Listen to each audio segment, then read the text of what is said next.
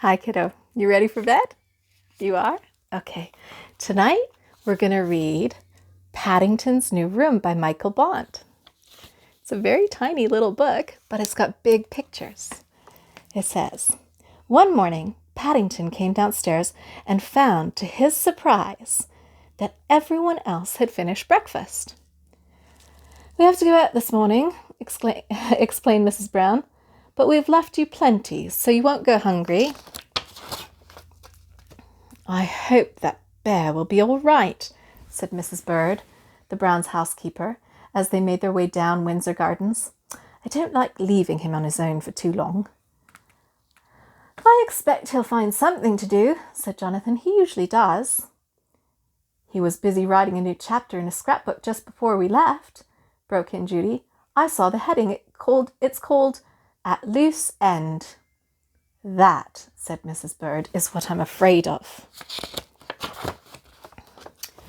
Mrs. Bird wasn't at all happy about leaving Paddington on his own, especially when he was at a loose end.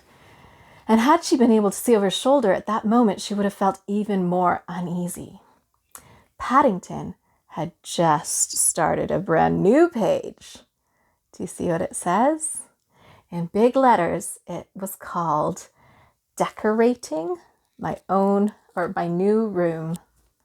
Uh-oh. Paddington always gets into trouble, doesn't he? Paddington's new room was a sore point in the Browns' household. For the time being, he was occupying the guest room, but Mr. Brown had promised to decorate the attic for him so that he would have a room he could call his own.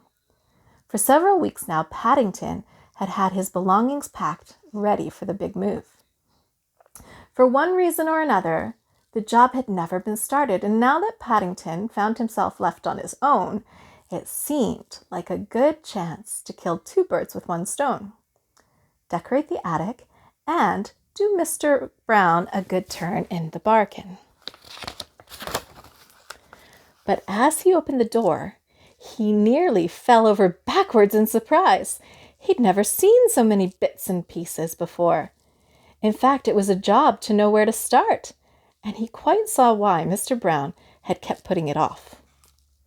There was a stepladder, a table with some rolls of wallpaper on it, 2 buckets, one full of whitewash and the other full of paste, and several tins of paint, not to mention the electric paint stirrer.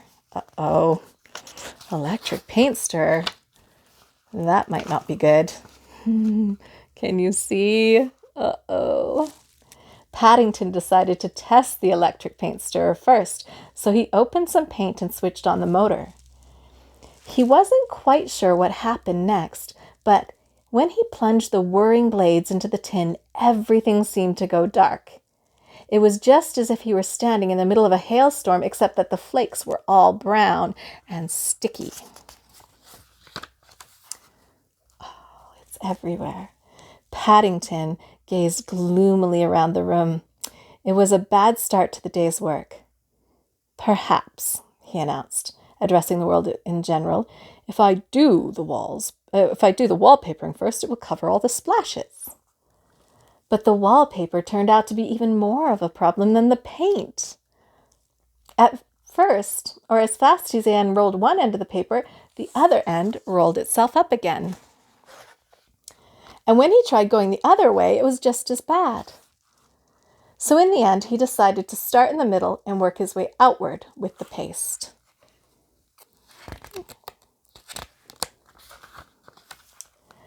At long last, the first piece of paper was ready. But by the time it was so heavy with paste, it suddenly fell to the floor, and he found himself left with 2 very small pieces in his paws. This is getting worse and worse, isn't it? Can you see? Look what he's done. Uh-oh.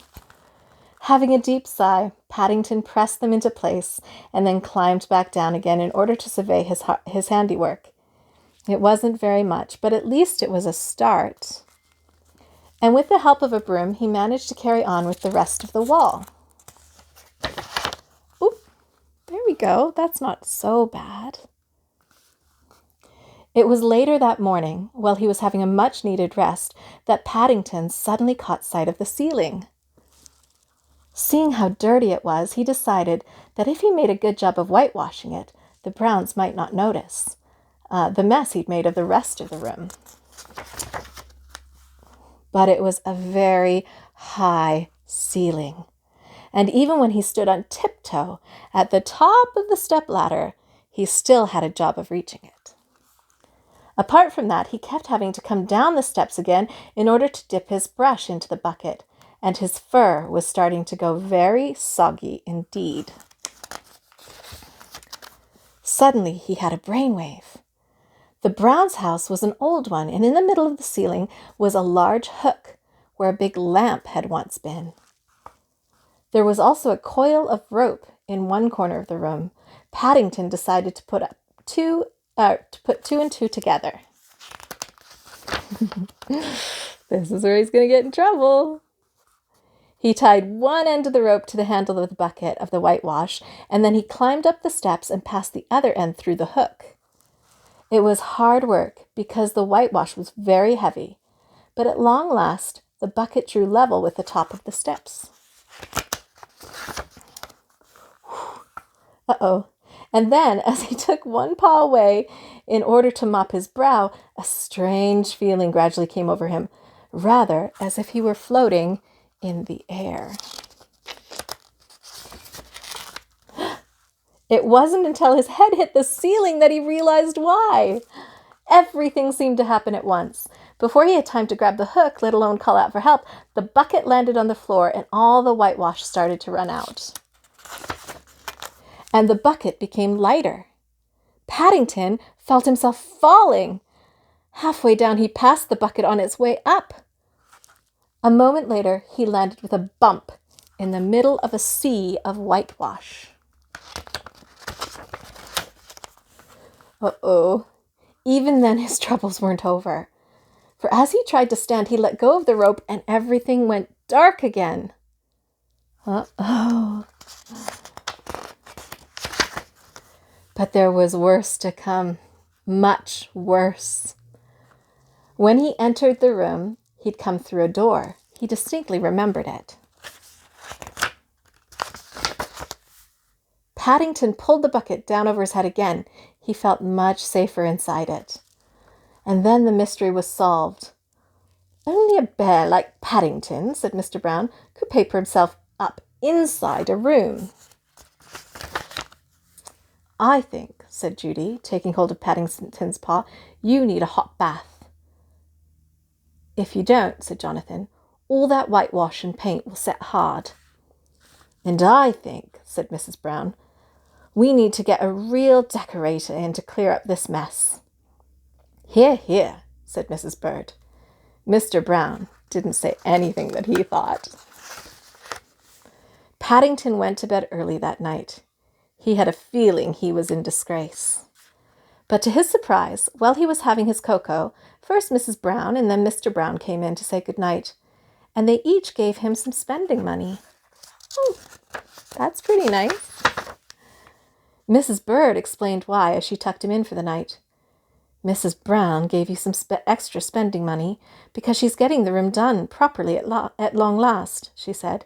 And Mr. Brown gave you some because he didn't really want to do it himself in the first place. Perhaps, said Paddington, hopefully, I could decorate your kitchen for you tomorrow, Mrs. Bird. Mrs. Bird gave a shudder.